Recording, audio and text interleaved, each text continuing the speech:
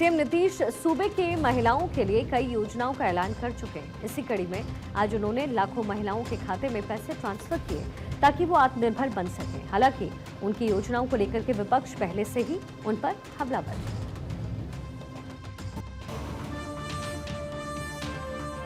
बिहार के CM Nitish Kumar action mode में हैं।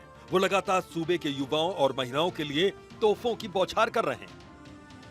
इसी कड़ी में उन्होंने महिला रोजगार योजना के तहत कुल 2500 करोड़ की राशि महिलाओं के खातों में ट्रांसफर कर दी है। दावा है कि सीएम नीतीश कुमार ने 25 लाख खातों में 10-10 हजार रुपए आज भेजे हैं। इतना ही नहीं, इन महिलाओं के खाते में पैसे आने का मैसेज भी बैंकों की ओर से आना शुरू हो गया। पहले 75 लाख महिलाओं को राशि दी गई और आज 25 लाख महिलाओं को राशि दी जा रही, यानी अब कुल 1 करोड़ महिलाओं को इस योजना का लाभ मिल जाएगा। आप सब जानते हैं कि पहले की सरकार ने, जो पहले थी हम लोगों के पहले की सरकार, तो उसने तो कोई काम नहीं किया, बहुत बुरा हाल था। जब हम लोगों की सरकार आई 24 नवंबर 2005 को एनडीए बीजेपी जदयू की सरकार बनी, तब से हम लोग बिहार के विकास में लगे हुए हैं और राज्य में कानून का राज। शुक्रवार सुबह 10:30 बजे पटना के एक अड़े मार्ग स्थित संकल्प में आयोजित कार्यक्रम में सीएम नीतीश के अलावा दोनों डिप्टी सीएम सम्राट चौधरी और विजय सिन्हा, जल संसाधन मंत्री विजय चौधरी और ग्रामीण विकास मंत्री श्रवण कुमार भी मौजूद रहे। महिलाओं की इस योजना पर मंत्री अशोक चौधरी का कहना है कि महिलाओं को आत्मनिर्भर और स्वावलंबी बनाने के लिए सरकार आगे भी ऐसे कदम उठाती रहेगी। पहली योजना है जो महिला सशक्तिकरण के लिए और स्वावलंबी बनाने की योजना है। बहुत से राज्यों ने योजना लाया, हर महीने कोई 1500, कोई 2000, कोई 2500 लाया, लेकिन नीतीश कुमार जी ने सस्टेनेबल डेवलपमेंट के लिए बिहार की जो महिलाएं हैं उनका आर्थिक विकास लगातार हो और वो अपनी ताकत को, अपनी आर्थिक शक्ति को कैसे बढ़ाए, उसके लिए ये 10,000 रुपये दिए गए हैं कि वो अपनी योजना को शुरुआत करें। और आने वाले समय में उसमें से जो भी महिलाएं कोई योजना को आगे लेके चलना चाहती हैं, उनके लिए 2 लाख तक का हम लोग उनको सहायता देने का काम करेंगे। तो मैं समझता हूं कि पूरे देश में ये एक पहली योजना है जिससे कि हम महिला के आर्थिक संपन्नता के लिए सरकार काम कर रही है। बता दें कि सरकार ने इस योजना की शुरुआत विधानसभा चुनाव 2025 से पहले कर दी थी। अगस्त के अंत में सीएम नीतीश ने यह ऐलान कर दिया था कि हर घर की एक महिला सदस्य को 10,000 रुपए दिए जाएंगे ताकि महिलाओं को रोजगार शुरू करने में मदद मिल सके। इसके बाद सितंबर में पहली किस्त भेजी गई थी। अब अक्टूबर में 2 और किस्तों को भेजने की योजना है। यह प्रक्रिया इस योजना का दूसरा चरण है। इससे पहले 26 सितंबर को 75 लाख महिलाओं के खाते में 7,500 करोड़ रुपए डीबीटी यानी डायरेक्ट बेनिफिट ट्रांसफर के जरिए भेजे गए थे। इस बार 25 लाख और महिलाओं को लाभ पहुंचा है। CM Nitish Kumar full action mode में हैं। राज्य के युवाओं और महिलाओं के लिए उन्होंने कई बड़े ऐलान किए हैं, जिनमें से कुछ पर काम शुरू भी हो चुका है। हालांकि चुनाव की तारीखों के ऐलान के बाद आचार संहिता लागू हो जाएगी। उसके बाद कुछ दिन के लिए योजनाओं पर विराम लग जाएगा। Bureau report, Bharat 24।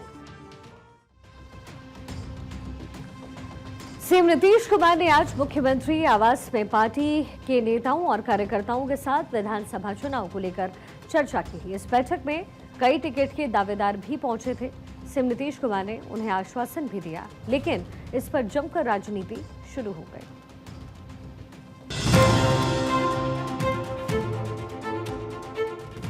बिहार विधानसभा चुनाव की तैयारी, नीतीश कुमार के बैठकों का दौर जारी, सरकार संगठन में बने तालमेल, न हो सियासी सेटबैक, पार्टी के नेताओं और कार्यकर्ताओं से लिया फीडबैक।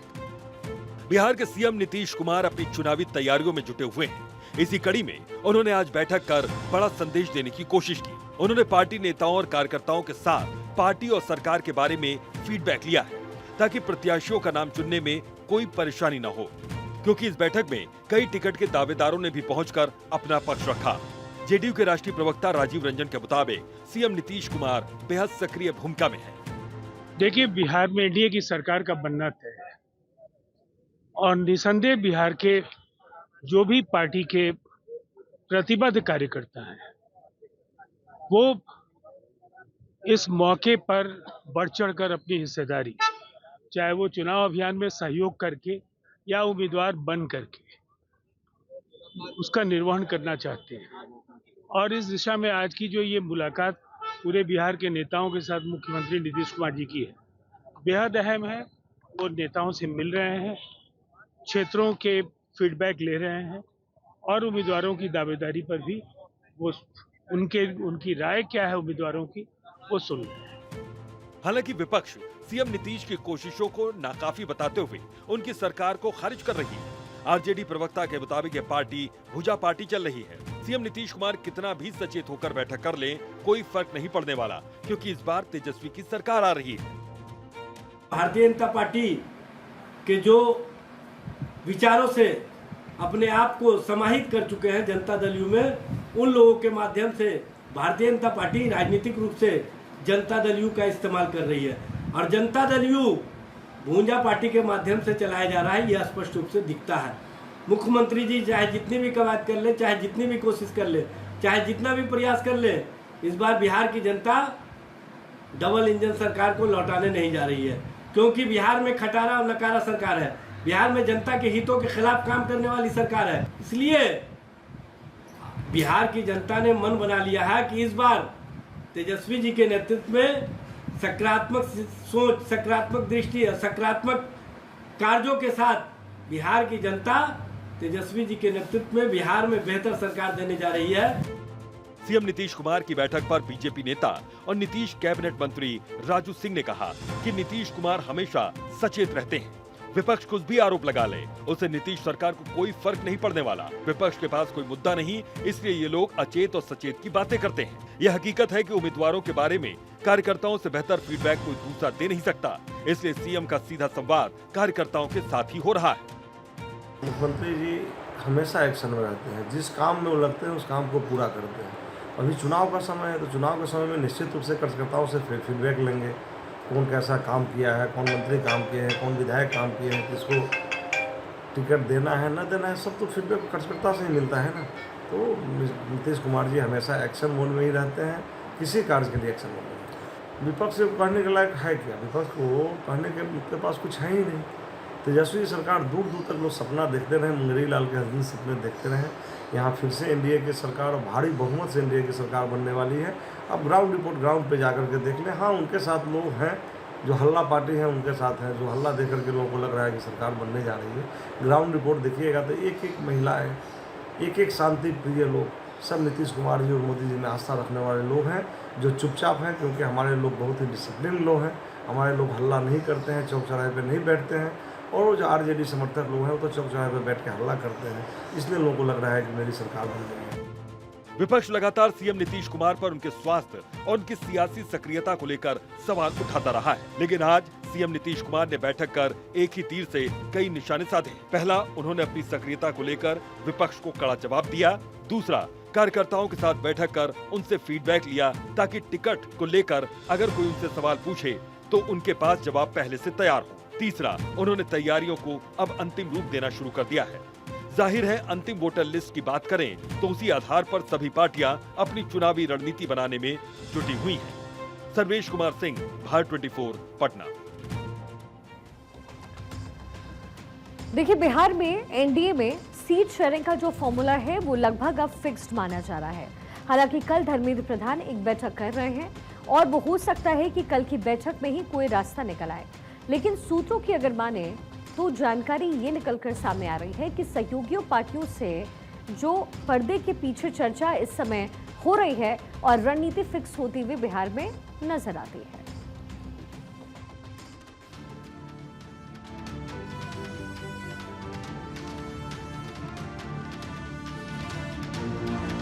बिहार विधानसभा चुनाव के मद्देनजर सियासी उठापटक का दौर जारी है।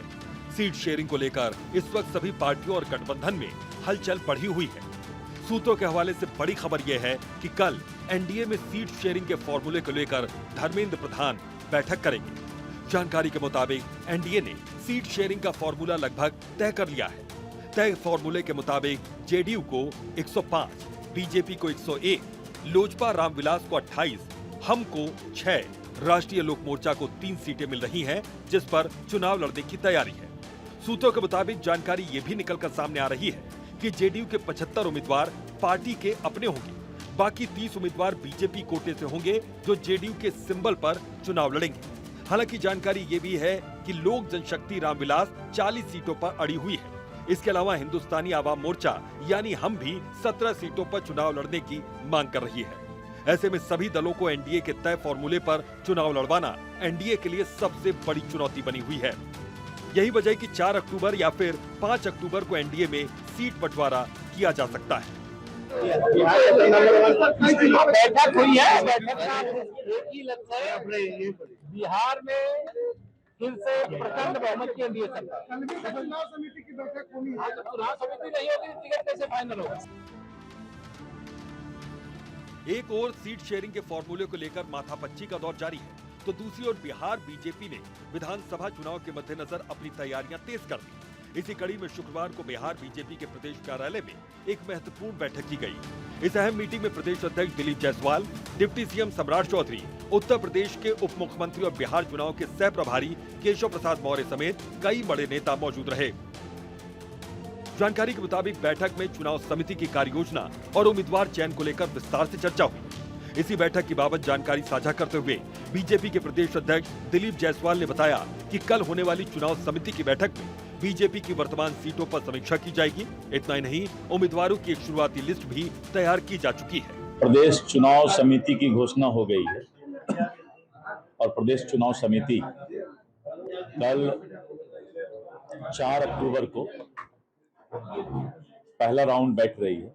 कल प्रथम बैठक है चुनाव समिति का और हमारा प्रयास होगा कि कल 3-4 घंटे के बैठक में जो हमारा सिटिंग सीट है, जो भाजपा जहां से जो भाजपा के लिए विधायक है, फर्स्ट राउंड में कल उस पर चर्चा करें और कल चर्चा करके जो है जो सूची चुनाव समिति बिहार में तय करेगी उस सूची को हम लोग केंद्रीय नेतृत्व को सौंप दें, जिससे कि पार्लियामेंट्री बोर्ड जो है उस पर अपना विचार करते हुए और अपना मोहर लगाने का काम करे। जाहिर है एनडीए में सीट शेयरिंग को लेकर कोई सेट फॉर्मूला अभी तैयार नहीं हो पाया। जब तक इसे लेकर आधिकारिक तौर पर कोई पुष्टि नहीं हो जाती, तब तक किसी नतीजे पर पहुंचना जल्दबाजी होगा, क्योंकि एनडीए के 2 सहयोगी ज्यादा सीटों पर अड़े हैं, लेकिन बीजेपी और जेडीयू के तेवर भी इन सीटों को लेकर काफी कड़े हैं। ऐसे में 2 दिन के भीतर ही तस्वीर काफी हद तक साफ हो सकेगी। Bureau report, Bharat 24।